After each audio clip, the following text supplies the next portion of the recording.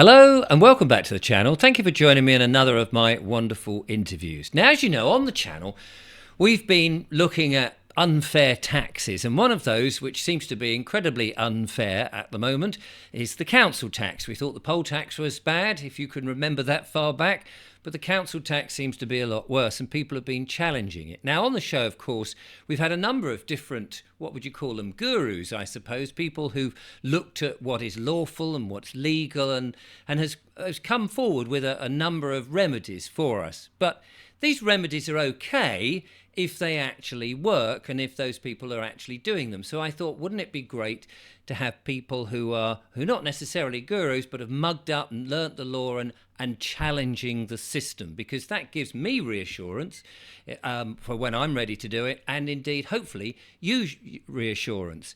So Mick got in touch with me from the Midlands and he said, you know, Richard, I'm doing exactly the stuff you're talking about. And I said, well, would you mind coming on the show? He said, no problem at all. And he joins me now.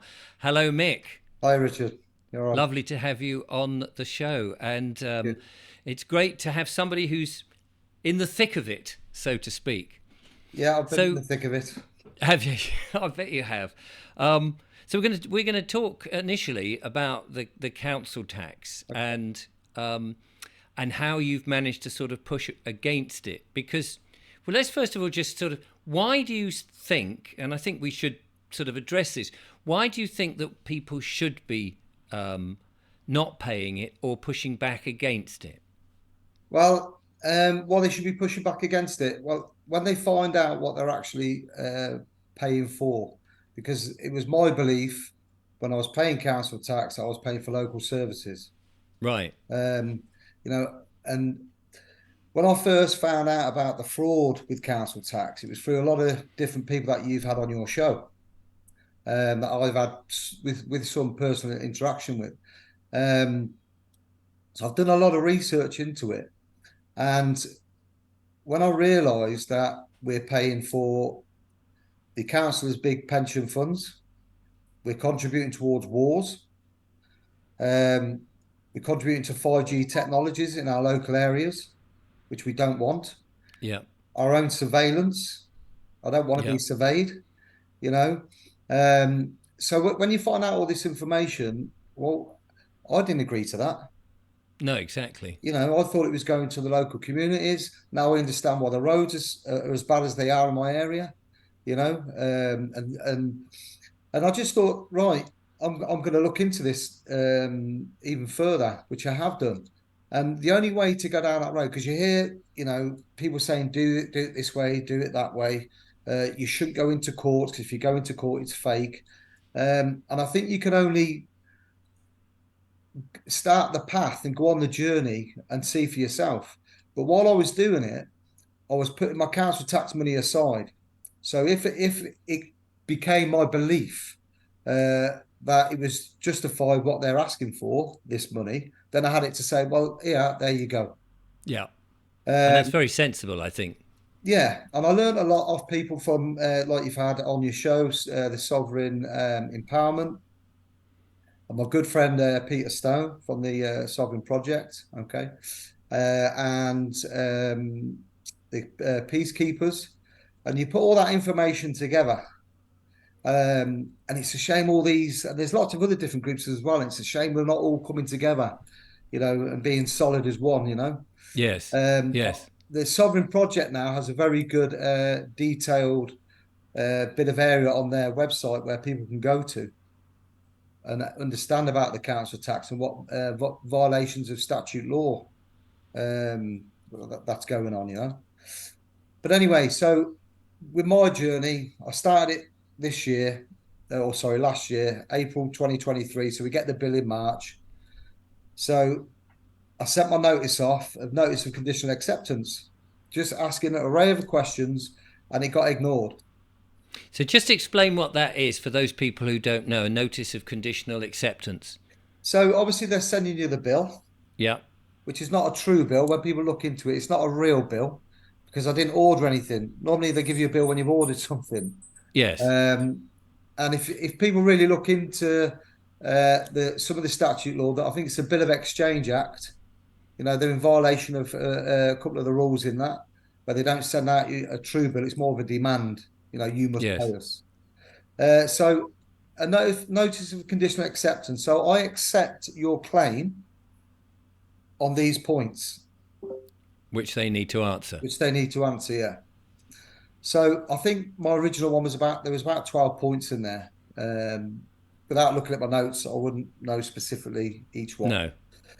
But they didn't answer. I gave them 30 days to answer and I heard nothing. So then I sent them a sort of reminder, which is like it's a default notice, but an opportunity for them to reply. Right. And they didn't answer that either. So I sent them another one, didn't answer that. In total, it was four. But by the time I'd done my fourth and sent that off waiting, still heard nothing. I then received the summons. Right. So they've completely ignored you, and then they've sent you a summons. Yeah. Is this a summons from the court, Well, or on the letter you get, you would believe it was from the court because it's on court-headed paper with a court stamp or printed stamp rather, with their address on it. And when you're reading down at the bottom of it, it says order by the court. right? But there is no name at the bottom. There is no justice of the peace on the bottom or anybody signed it, nothing. So no one's taken the liability for that court order. No. So I think they gave me about 30 days to appear before the court, maybe a little bit longer. So the week before, I called the magistrate's court basically because I had some evidence that I wanted to put into the court. Yeah. And when I phoned and I says, I've got a court date, such and such. And she said, what's your name? Date of birth, this, that, and the other. And she went, I can't find you on my system. And she went, are you sure it's a magistrate's? I said, yeah, I've got the letter, it's a magistrate's court. And she went, let me go and check on another system. And then she come back and she went, you're not at the magistrate's court. There's no case file number for you here. Right. And then she said, what's it for? And I said, oh, it's council tax. So she went, oh, okay. Like a penny had dropped. Yes. She went, oh, yeah, that's to do with the council. You have to get in touch with the council for that. And I said, well, why would I get in touch with the council? If the magistrate's court has sent me the summons, surely I should be dealing with the magistrate's court. Yeah. And I mean, I was surprised she actually said it, but she says, no, it wasn't us that sent the summons. The council sent the summons. And I said, Right. if they've sent the summons and I go into the court, how are the magistrate's going to know Who the hell you are? any of my evidence or be aware of any of the stuff that I've sent in? And she went, oh, don't worry, they'll know because you'll be in the council's court. And I went, oh, in the council's court? She went, yeah, they hire a court, so you'll be at their court. Right. So the claimant can hire a court, and you'll appear at the claimant's court, not an independent magistrate's court. Yeah. That's real justice there, isn't it? Well, straight away, I knew through my research and obviously listening to other people, I knew they were in violation of the Magistrates Court Act. Right. So I just played along. Okay. So I went to, and also with that summons document, there's another attached letter in there saying, please come to the council before you go to the court. Right. And if you have any queries, hopefully you can answer those queries and make a settlement, this, that, and the other. So I went to the courthouse first. A lot of people there, to be fair. And they kept going in this room and then literally in there for minutes and then coming back out. And I thought they're in there pretty quick. That's quick, yeah. You've obviously spent a lot of time reading out their defence. Yeah. So anyway, my name eventually got called. So I went into the room and there was a laptop there with a woman on the other side of it. So there was no interaction with a person. It was off the laptop. So you're telling me you went into an empty room? Yes. And there was just a laptop that you were then to speak to? Yes. That's oh right. my God. So even before I sat down, she said, what's your reference number? And I said, give me a second. She was quite aggressive. I said, give me a second. So I had a little folder where I started to get my paperwork out of all this thing off. I'm believing I'm going to be reading out. Yeah. And she said, what's your reference number? I said, hold on a second. So let me just get my paperwork done. So then I read out my reference number, and she says, "Okay, so you're here to make an arrangement." And I said, "Well, I've got some questions here." She went, "Mr. Butler, I'm here for you to make an arrangement." She says, "How much do you want to pay a month?" And I says, "I'm here to ask some questions." And it says that on the paperwork that I had, where it said, "Come Yes. to the courthouse first. If you've got any queries, you can ask those questions." She went, "Don't waste my time. If you're not going to make an arrangement with me, then the call ends now." And she was quite aggressive. And I said, "Well, I'm not here to make an arrangement." And then she said, "You come here with an agenda. And if you don't make an arrangement, I'm ending the call." And I said, "I'm not come here with an agenda. I've got some questions I want." And then it went blank, and she cut the call off. Wow. And there was nobody else in the room to sort of recall that call or anything. Well, I recorded it myself. Yeah. But I mean, there was no administrator in the court to sort of ring her back or anything like that. Yeah, well, when I left the room, the staff that led me into the room, Oh, I see. I spoke to her, Yes. and I says, "The lady I was talking to on the laptop has just cut me off." And she went, "Oh, why did you do that?" And I said, "Well, she was saying I had to make an arrangement, but it says in my paperwork I'm to ask questions." And she went, "I'm surprised she cut you off." She went, "Let's see if you can speak to somebody more senior." So then she took me round and put me into another room. So there was a telephone on there, and I was just sitting waiting for this call. So then eventually the call came through, and I spoke to a lady. And to be fair, she was really nice, and she apologised for her friend's behaviour by ending the call. And then she said, "Do you want to start with me fresh?" And I says, "Yeah, that's fine."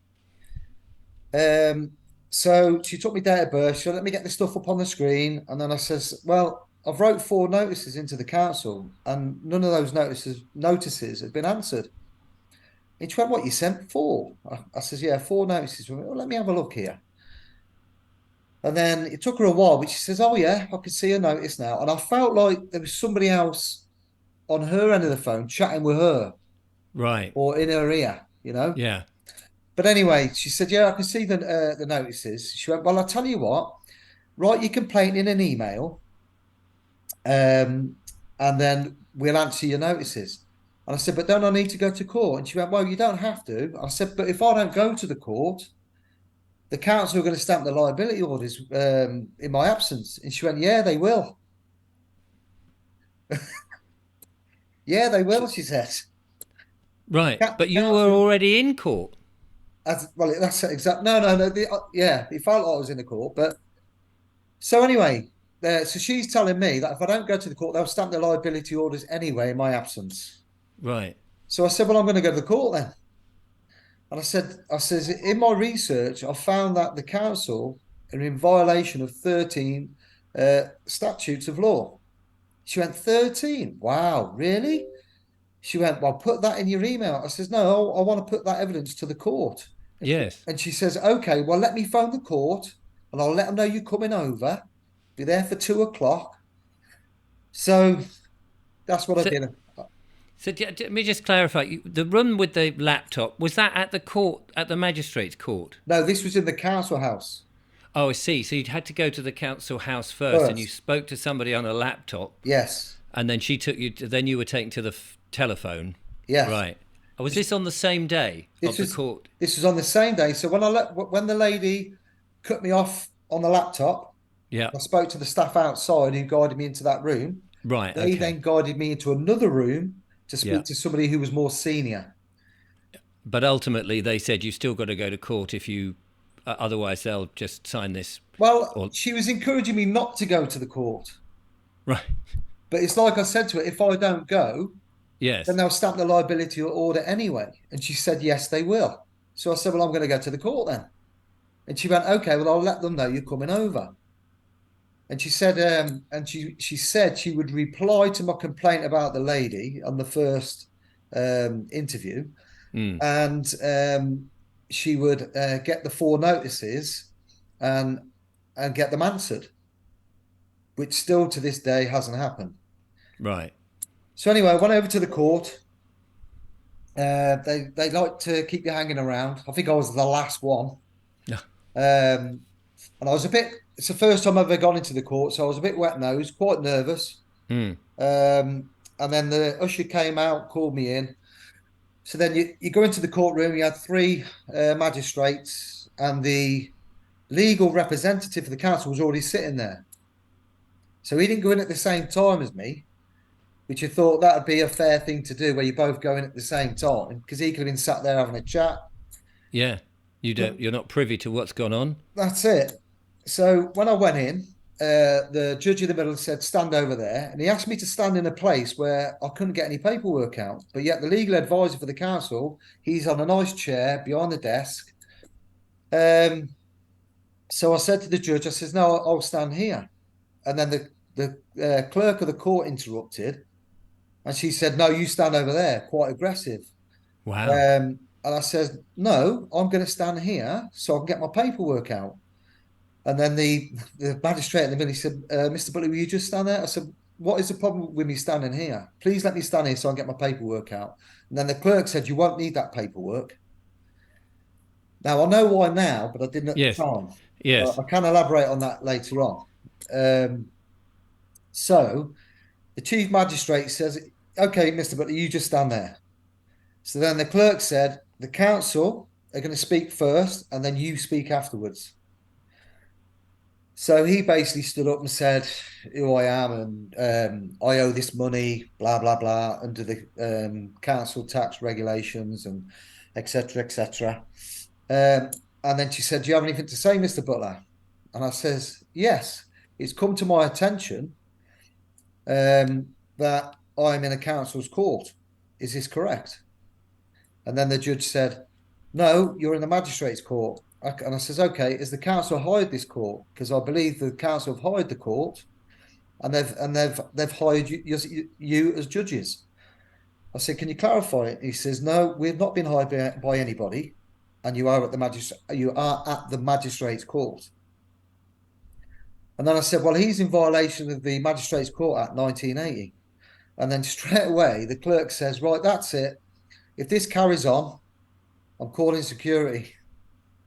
I thought it was my opportunity. I said, hold on, you just interrupted me. You said it was my time to speak, and I'm Yeah. speaking, and Here's my evidence. you've interrupted me. And she said, well, we're adjourning anyway for a contested hearing. So, I mean, I hadn't contested it, and I didn't hear the legal advisor contested either. But they said they were adjourning it for a contested hearing. And she said, next time you appear at court, you can bring with you a 4-page summary of your evidence. And that was it. So they adjourned it then for December. So obviously I left, and then I put a freedom of information request in to the council and a DSAR for the court, basically to just try and find out who the judges were. Actually, let me take a step back there, Richard. I did ask who the judges were, and they said we can't give you our names. Now, somebody gave me some information. It was case law that I could recite, which I did. And I said, you have to give me a name on request under the R versus Flex, I think it's Flexstow Justices case. And then the clerk said, it's okay to give you names. And then she said to me, Mr. Butler, when you leave the court, the usher will bring out on a bit of paper the name of the judges. So, of course, it was just their last names. It wasn't their full names. Yes. So anyway, so on the adjournment, I've sent those freedom of information requests in and the DSARs, which I've not heard anything back from as yet, but I have done something about that. So my next stage was the new hearing date in December. Now this time, I think there was about 20 people supporting me. Wow. Who turned up at the court with me. Yes. And some very knowledgeable people as well. And there was also a YouTuber like yourself, who's an independent journalist. So anyway, when I first turned up to the court, before I went through the security, they asked me if I was here on a civil or criminal matter. And I said, oh, it's civil. And he says, okay, you got to go around there to another door. So I proceeded round to do the other door, seen a lady, and she says, no, you're not on the listings here. It must be on the other listings. So then I walked around to the original door I was at, and I said, they haven't got me down for civil proceedings. He said, oh, it must be criminal then. So he's gone through all the listings, and he said, you're not on these listings either. Maybe you're in the Crown Court. And I said, no, I'm definitely magistrates. So he phoned Crown Court and he come back and he says, you're not in the Crown Court. He says, what's it for? I said, council tax. And he went, oh, that's why you're not on the listings. You're in their court. So, so when I've gone through, I started chatting with this guy. I'm not going to disclose his name because No. I know they're listening. Right. And I'll tell you why they're listening in a moment, which will make you laugh. So anyway, I was chatting to this guy, and he was saying, they've been doing this for nearly 20 years. He says, and we all know it's fraud. He says, if you have a look over there on the board, you'll see all the courtrooms. He says, and all the courtrooms at the top will disclose all the JP's names. But funny enough, the court you're in, which is all to do with council matters, has no JP names on there. Interesting. None. And I went over and I actually took a picture, and he come over to me. He says, excuse me, you can't take pictures. And I knew he was telling me, I knew he was telling me because he had to tell me. So then I says, okay, I'll show you that I've deleted it. So I deleted it, walked away. And then obviously you go to your recycle bin and then get it back on your phone. So yeah, so for the council's court, there is no disclosure who the JPs are. But all the other courts, there's disclosure who they are. Yes. That tells something straight away. Absolutely, it does. So, so proceeding from there, when it came round to my time to go into the court, when I walked into the court, I recognised the judge. Oh, from previously. No, I know the judge personally. Oh, right. So he's but the last time I seen him, I had hair, but I'm like you. Oh, good Yeah. man. So so he looked at me and he sort of then had to look again. And then he leaned over to the clerk and he says, I can't proceed.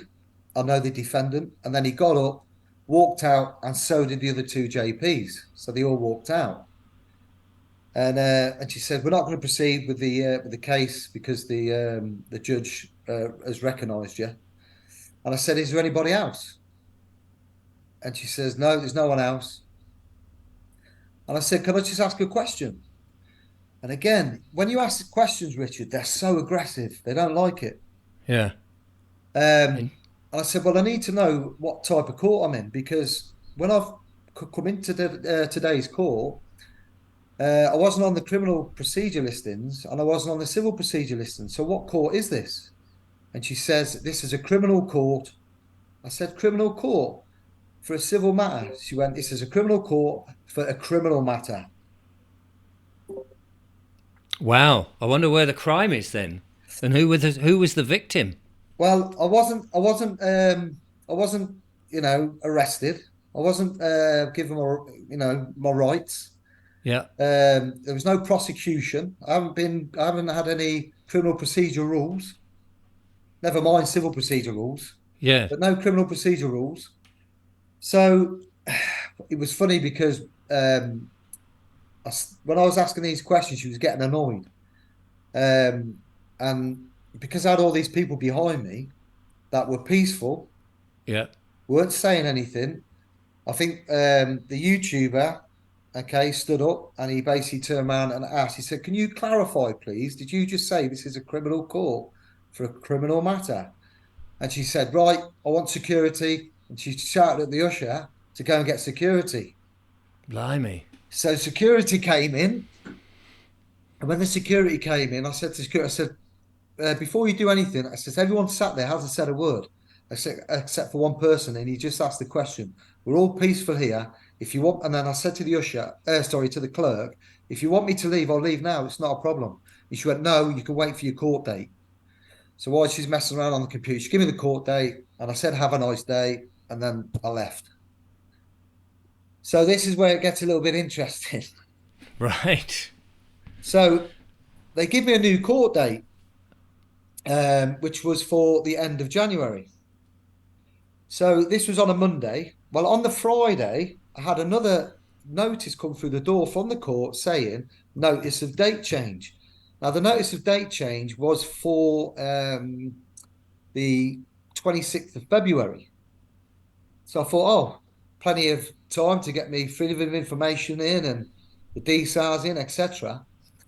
So the weekend had passed, and on the Monday, when I came home a bit later on, maybe about 4:30, I've got a letter, so I've opened it. Oh, it's another notice of date change Another one. to that day. Oh, right. So That, I've opened it up and I've missed my court hearing. yeah, sneaky. So straight away, I phoned the magistrate's court about 4 times, couldn't get through. So I writ up an appeal and I went down to the magistrate's court the next day, spoke to the staff. And I've got to say, the staff are lovely people. Sure. You know, they are, they're lovely people. They're just trying to do a job, a Yeah, difficult job, I should imagine. that's it. And I spoke to the lady and I said, why would the magistrates send me a notice telling me of a date change and I'm not receiving it till the day of the court hearing, which Mm. obviously I couldn't attend? And she just put her head down and shook it. And then she lifted her head back up and says, we never sent it. It was the council. Oh, Because if it's the council's court, they're yes. changing the date for their court, Yes. Of course it was. right? Yeah. So, Penny drops. yeah. So, so anyway, I think it was about 3 days later, I then received the notification of liability and request for information. And obviously, the information was, where do I work? How much money do I own? What savings I have, and this, that, and the other. So anyway, obviously, I sent a notice into the council, and when I did that, I got both notices together for the court date changes. And the one that I've allegedly received from the council, there was Tipex on it and spelling mistakes. And the actual court address was slightly different to the ones I've received previously in the format that it's written. Mm. Still had the court printed stamp on it, but you could tell it didn't come from the same office. Right. Weird. Exactly. Yeah. So really, I'm lumbered because I'm not going to get a hearing. Now, I put an appeal into the magistrate's court, and they haven't responded. And I did have something back off the Coventry City Council because I basically asked who the chap was, a legal advisor, what his relationship was to the council. Was he an independent solicitor, or did he work for the council? And they come back and they basically told me that in the letter that he's employed by the council as a court officer. Right. So he's So they've come up with a role which yeah, they're given a title to, but it's not actually anything to do with the court, but he's kind of yeah. facilitating. Well, he's a court officer in the council's court. So does that Oh, mean see. So who's he employed by? by Coventry City Council? Right. He's employed by the council Not by the court, as a court officer. as a court officer. Yeah, Of their own court officer. their own Of their court. own court. Hmm. So where do I go from here? So what I did was there's a form you can fill in to complain to the HMCTS, which I've done. It's an EX343, so I've just writ out the whole procedure from day one. So I wrote the complaint into them to see what's going to happen, or to see what I'll get back. Whether it gets ignored, I don't know. But I've put that form in. They have, and I sent it by notice, and I also sent by email, and they have sent one back, an email back saying they've received it, and I'll get a response in due course. So I also asked Coventry City Council regarding the sort codes that you put on, Yes. putting your reference number in as And the using their account. sort code 80, whatever it was, 803010 or something. That's right. So my reference number, my council tax reference number that they allocated me, when I put that in, goes all the way to a bank in Jersey, an offshore Do- account in Jersey. Does it? So I That's asked, interesting. so I sent the council that details with the process how to do it. And I says, if you put everybody's council reference numbers in there, you're going to get these banks coming up.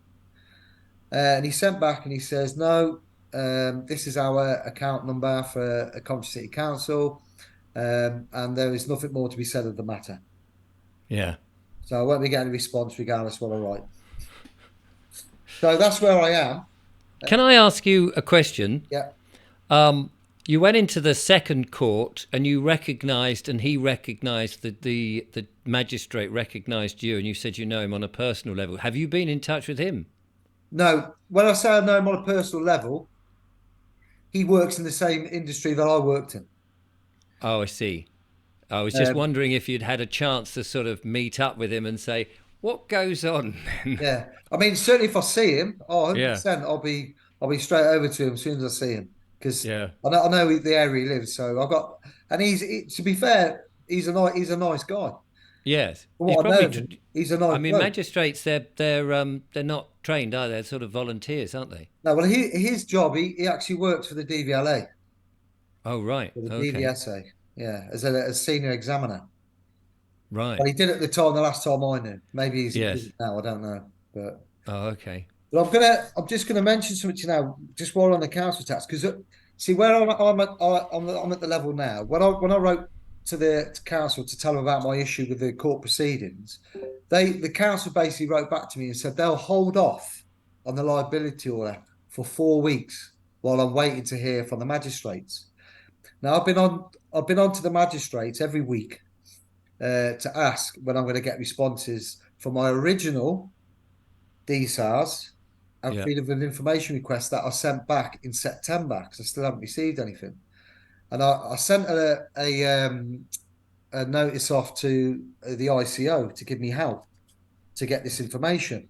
So they've appointed me with an officer now, and I had a letter last week off them saying I should hear within the next 10 days. Who's the ICO, for clarity? Information Commissioner's Office. Right. Information commissioners. Okay. Yeah, so I've been in touch with them. They've said, yeah, you should hear something in the next day because they'll have gone on. They'll have, been in touch with the magistrate to say, hold on, under the Freedom of Information Act, and it's his right under GDPR, you've got to send this information. Mm. I'm still holding my breath. I don't know how long I'll be holding it for. Yeah.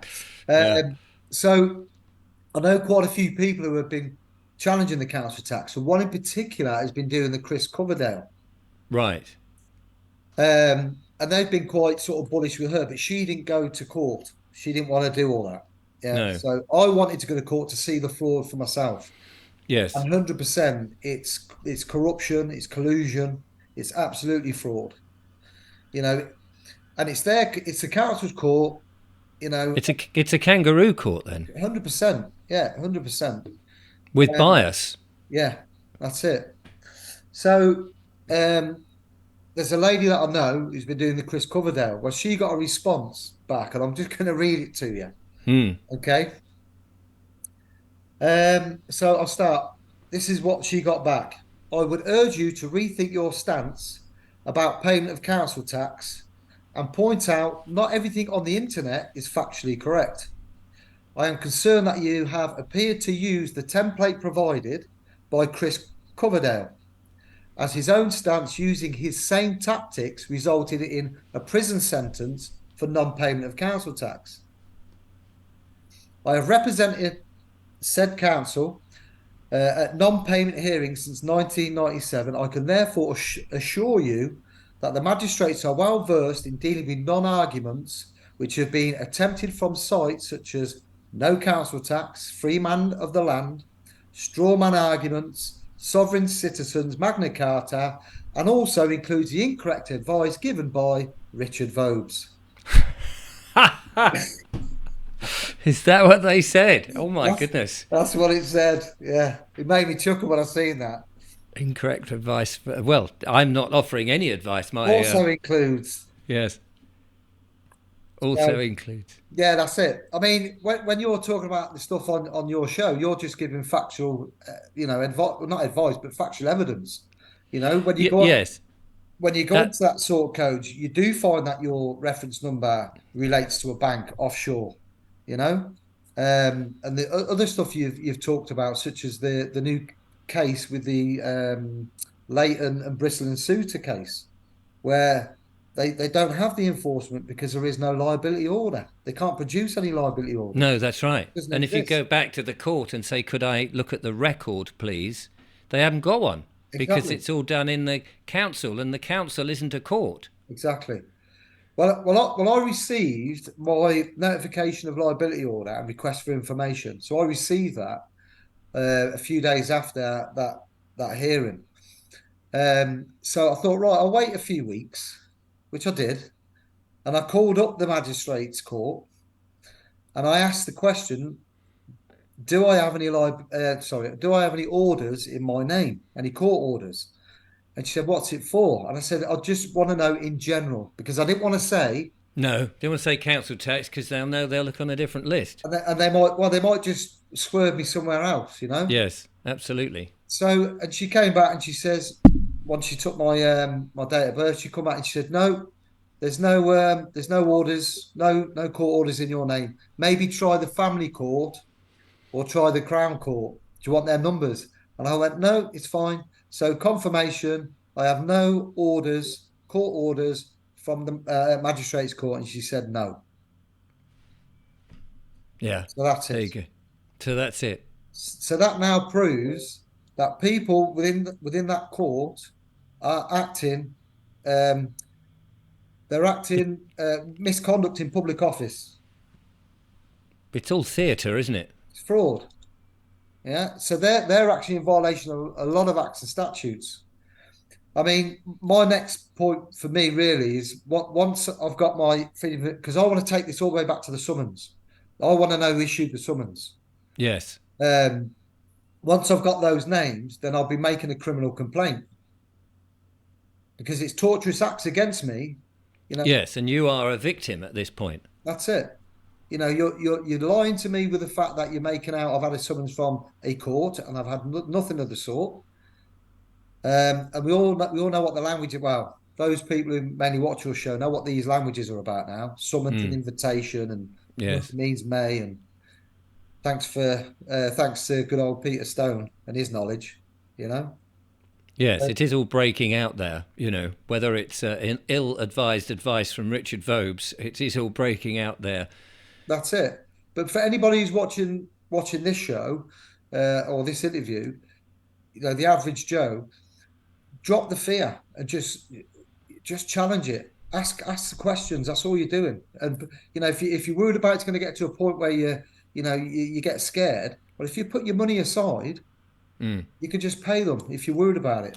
Yes, and I did speak to a chap who'd been challenging all of this for some time and had a mate who used to be a bailiff who met up after so many years and said, "Oh, what have you done in the interim time?" So I've been a bailiff. And he said, "Oh, well, I'm challenging these various things." And the bailiff said, "Oh, well, we'll get you in the end."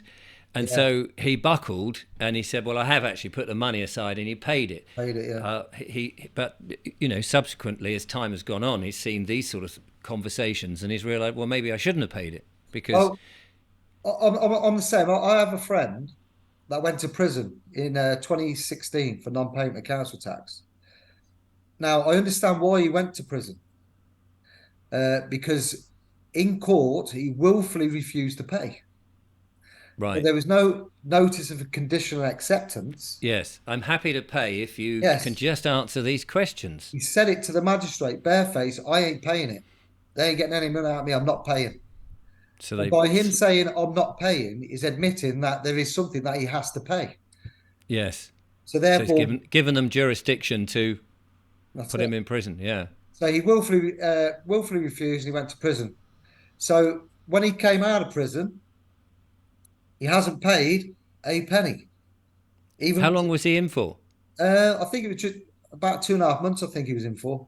Right, I, presumably he had meals every day, um, yeah, and heating. yeah, it was inconvenient for him because I think he was looking after his son, so his son had to go Right. with his brother. Yes, of course. I'm not suggesting anybody would want to do that, No, but well, nobody has to willfully refuse. I haven't willfully refused, no. so I'm not worried about committal to prison because I'm happy to pay it Yes, on those conditions. absolutely. But they can't prove it, and all they prove to me just by asking questions is that it is corrupt.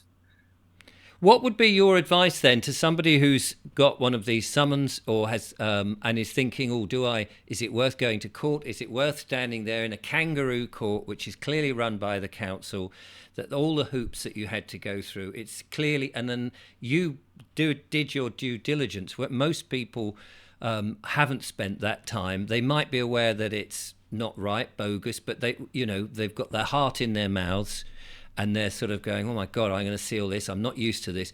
Would you recommend that they didn't go at all? Well, I think it depends on the character of the person. I mean, Yes. I wanted to go because I wanted to experience the corruption and see if it's real. And 100% it's highlighted to me it's real. Yes. But I And could have, we as a body of people are very grateful for people like you who've taken that step because, some people may not want to go, but they now know from your testimony there but that it ain't fun. but in reality, if I didn't go, I could have done everything that I have done all through notices. Right. So I wouldn't have had to have gone into the court. No, that's reassuring to people. Yeah. So, but it's important that you learn the knowledge, Yes. you know, Yes, and abs- yeah, and take not advice, but listen to the shows like yours. well, that's very kind of you. I'm sure the council would prefer they didn't listen to shows like mine. And of course, there are legal YouTubers out there who can and may do take snippets from my show and criticize it. And of course, in some ways, they're at liberty to do that. It's a free country. I tend not to do that myself. But before we leave the council, well, before we leave challenging things, we were talking before we recorded about the water boards and the water. Could we just go a little bit into that?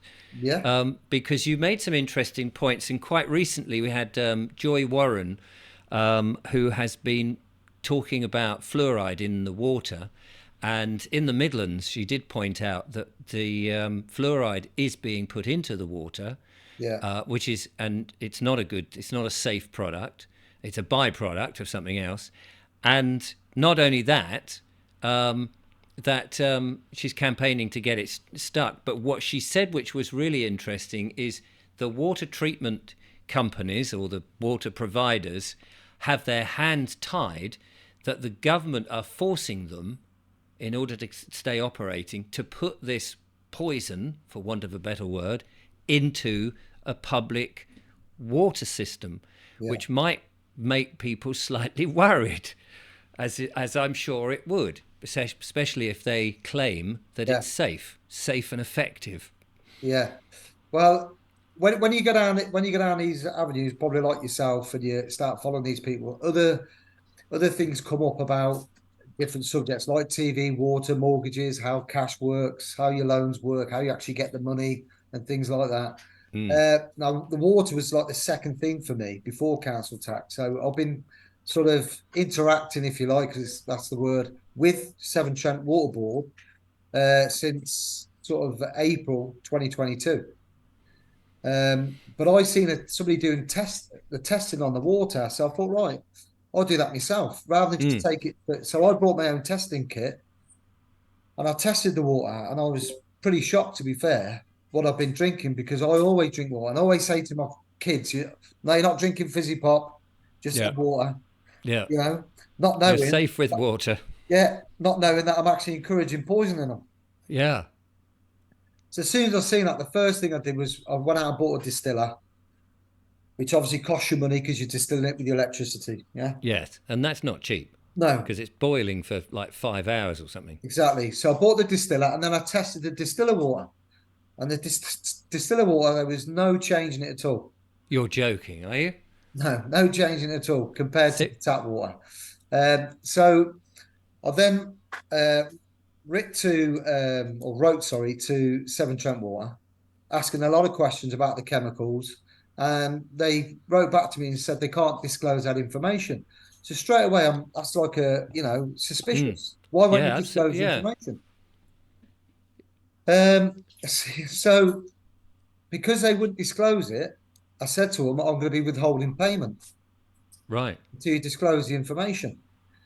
Um, So in the meantime, I was doing research with the water board because it's funny because they send you a letter, and as I was taught by Peter Stone, you look at that letter and you pick points out, and then you research this and you research that, and they were specifically telling me to look at Ofwat.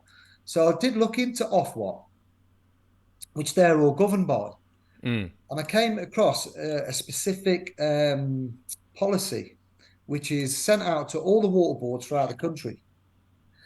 And it specifically states in there, I've got it written down so I didn't forget. So if I can just find it for a second. Mm. Um, right. Right. So the policy is the customer engagement policy. Yeah. So it's customer engagement policy. And it states in there in section 2.1, principle one, all water boards, all water companies should deliver the best outcomes that the customers are willing to pay. So I thought, hold on, willing to pay. So the best outcomes that customers are willing to pay. Yeah, and it's the willing to pay Yes. which stood out for me. And I thought, well, I'm not willing to pay for contaminated water. So I had to So get the more evidence first. So but the best outcome would be clean water and safe water, yeah, and you'd be willing to pay for that. yeah, It's not so reasonable to ask you to pay for something that's got heavy metals, poisons, and fluoride in. no. So I got a list. And again, I got that much paperwork. I probably misplaced it, but there was 19 different different chemicals that they're putting in the water. And the ones that stood out was arsenic, cyanide, aluminium, and all these other chemicals that they're putting in. So should we maybe we should just clarify, maybe they're not putting them in, maybe they're in the water, they're not taking them out and treating it cleanly. Yeah, With that, just in case they come back and say, well, we're not putting it in, yeah. But I but if couldn't they're clarify. provide I wouldn't be able to clarify whether they are whether they are or not because they won't answer the question. well, that's a fair point. You know, when I've asked the questions and I asked them how they're putting these treatments in, like the fluoride, and there's other chemicals that they are putting in there to treat the Yes. water, which isn't good for human health. And a lot of the stuff that I read, over time, it would have an effect on your neurological Yes. issues like dementia, Absolutely. Alzheimer's, and things like that. And The the so, lady just to interrupt there, sorry, and I know people hate it when I interrupt, but that's fine. Joy Warren made an interesting point. She said of all the water generally, on average, we consume 2% of the water that comes out the tap.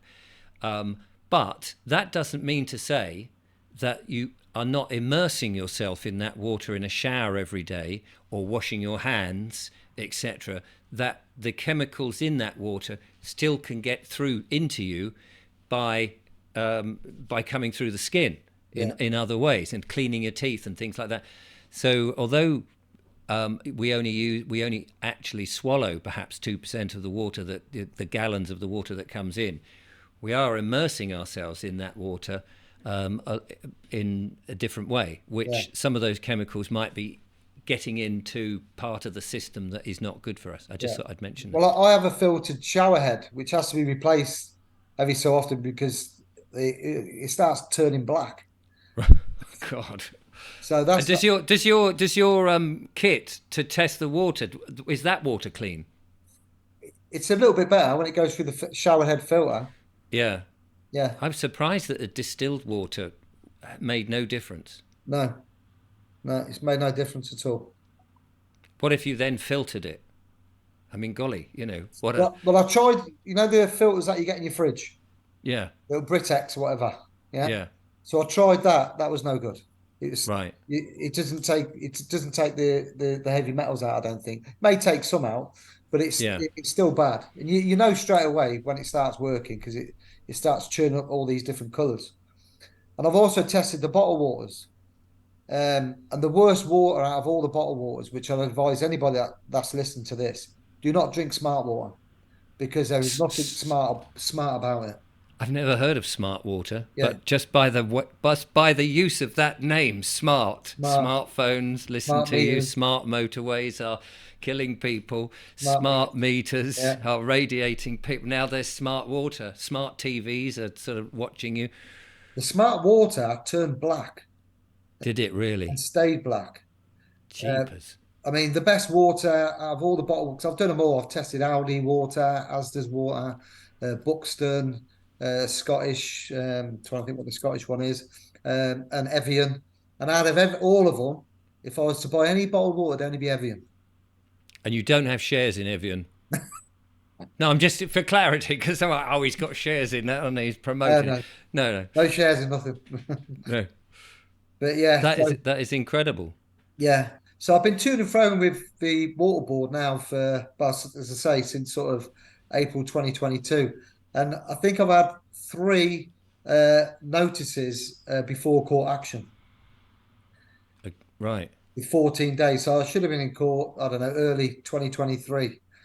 And then And what do again, they say then in these notices before court action? they're just basically saying, I haven't paid Right. X amount of money. And if I don't pay within the next 14 days, They'll take you to they'll court. take me to court and I can stop this action by, paying to this account and whatever. But So it's just fear mongering. If you're getting another letter that is a notice before court action, yeah, how many letters of those do you get? It's like, well, aren't you going to take me to court then? I know. Well, I've asked them to take in my last notice. I've asked them to take me to court Right. because they won't answer my questions. When I've mentioned about off what, they're reluctant to even they're reluctant to say anything about it. It's interesting. When I mentioned about the chemicals, they're reluctant to say anything about it. I mean, not once have they come back and says, "Yeah, we've put this in the water." You Um, asked them a very interesting question. I wrote it down because it was something that a lot of people don't think about. yeah. What was that question? So I'll take a step back before I answer that. Sure, sure. So when I had this letter notice before court action, it was from a name. I won't say the name. No. It said the name with solicitor underneath. So I phoned Severn Trent Water to speak to the solicitor who wrote me this letter. And the lady says, "Oh, we don't have any solicitors." And I says, "Okay, do you not have a legal department?"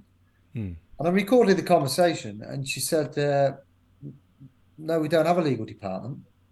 And I said, "So there's no solicitors, and you don't have a legal department? Well, that's fraud." I said, "Misrepresentation." Because you've got a letter apparently from their legal Yeah, department. with Yeah, Severn Trent stamp and yeah. everything like all over it, um, asking for this money. So you're just fear mongering me to pay the money. So anyway, it was a good, interesting conversation. But at the end of it, I didn't hear anything after that conversation for about 5 months. And then I received another one. So when I phoned this time, I had a lengthy chat with a guy, and again, he was really nice. And it was like I was bringing stuff to his attention. Oh, I didn't know that. Oh, I didn't Right, know that. Oh, I'm not legally trained. Blah blah blah.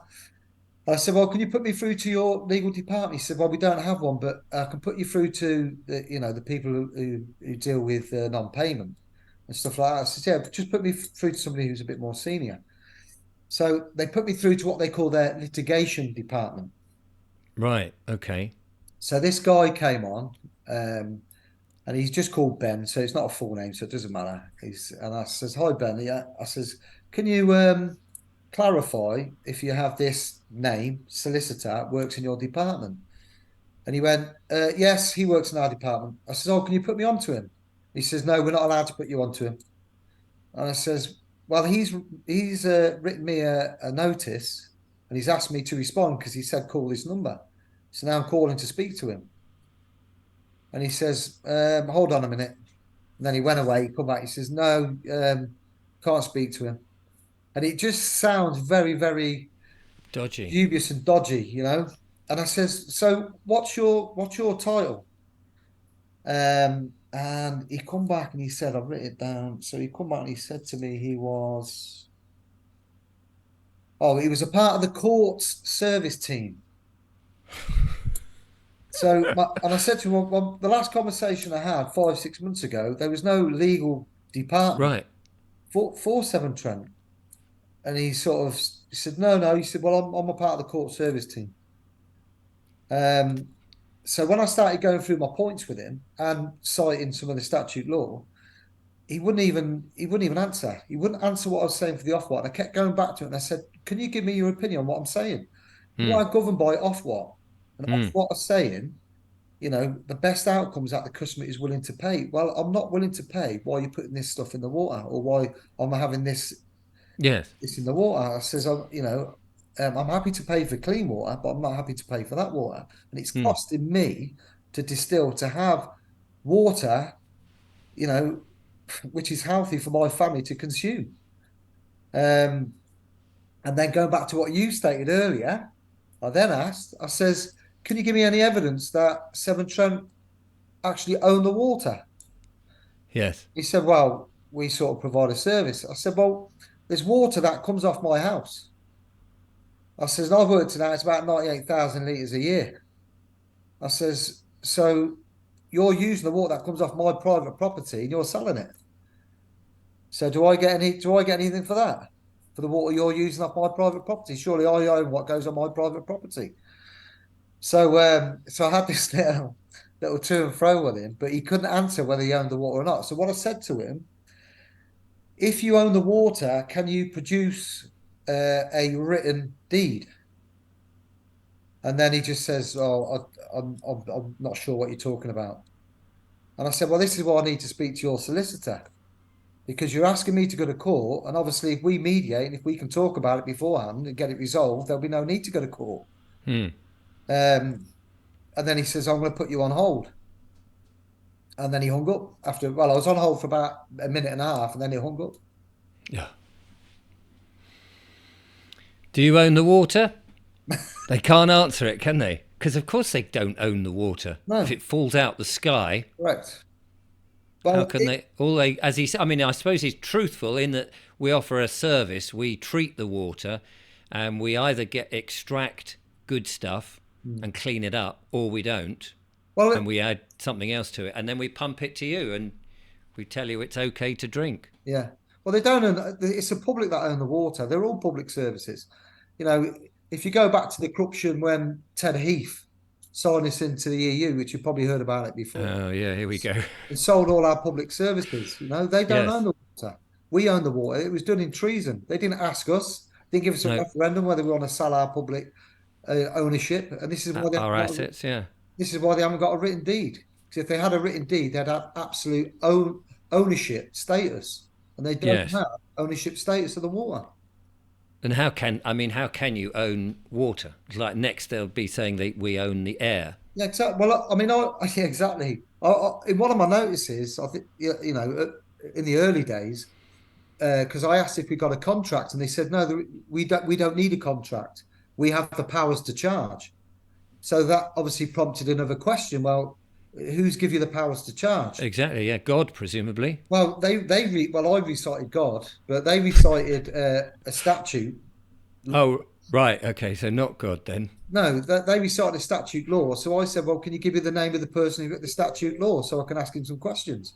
Yeah. And then I said, the only person that I know who owns the water is God. And in Revelations, he said, let the man come forth and take the water for free. There you are. See, they don't expect you to know any of this. We've all been dumbed down to not think critically or ask questions. And then when you do ask questions, you get the weird response that you do. But what was fascinating there, you said that his role was, what did you say his role was? Court He something. was part of the court service team. Yes. Similar title to that guy in the council. Yes. Yeah. And I bet you in a lot of these very big institutional things, they've probably got similar relationships with the courts, I mean, I which don't. they shouldn't have. Yeah, I don't know. I don't know like the legalities of it, but surely whether it's the water board, whether it's the council, they don't have any judicial powers. So how No, can they? absolutely, So how can they appoint people with court titles? How exactly. can you have a court officer if you don't have any judicial what's the word, responsibility or judicial Yeah, powers? could absolutely understand that he he might be a court liaison officer. He liaises with the court for their business that goes to court, but he can't have the powers of the court and the Yeah. power to what would you say? It was the power to charge. Powers to charge, yeah. Yeah, I thought that was what the electricity did. I know. But anyway, listen, we've run for an hour. Wow. This has been really interesting. I think a lot of people are going to get a lot of interest out of this personal journey and the questions and the approach that you've had, Mick. And I'm sure this will arm people with the confidence to question and ask for clarity, because that's what people are lacking. They just get these things and they go, oh, it's from the court. Well, it might not be. Yeah, It might actually be from exactly. a corporation, but not the actual court and not real justice. Yeah, I think the more and more people are affected in the pockets, Yes, people are going to challenge, because a lot of people sitting at home going, "Well, I ain't bothered. I can afford to pay it." right. They're not bothered, even if. But I'm not that way inclined. If I think I'm being done over, Yes. if I think someone's doing a wrong to me, I'm going to put it right. But you've got nothing to lose by asking questions, No, no. because you're just clarifying the situation. And if they don't like it, well, tough, isn't it? And when you realise that they're not answering the questions, Yeah, but why you're not answering them? exactly. What Well, have you're you not got to giving me, hide? yeah, why you're not giving me full disclosure? I need to know. If I buy, any food product, they have to disclose what's in it. So when it comes back to the water board, these other substances are in the water. You've got to disclose it. Yeah. Can't have one rule for food and one different rule for water. And plus the fact that water is being used in food preparation. So if they've got they may not list when you've got something like a fizzy drink or whatever, it may have sugar in. They're quite happy to tell you that, but they might not be so happy to say, oh, by the way, the water in that fizzy drink's got fluoride in it Exactly. because we got it out the tap. That's right. I mean, I never used to like reading. I used to read a book. I'd get 2 or 3 pages. I'd lose interest, or I'd forgot what I'd read. But now I can sit down and I'm so alert to reading. I can read no problem. You know. Good man. Good man. I mean, I'm not saying it's down to the water, but maybe it is, because I'm not drinking that anymore. Right. Brilliant stuff, Mick. Thank you so much for coming on the show.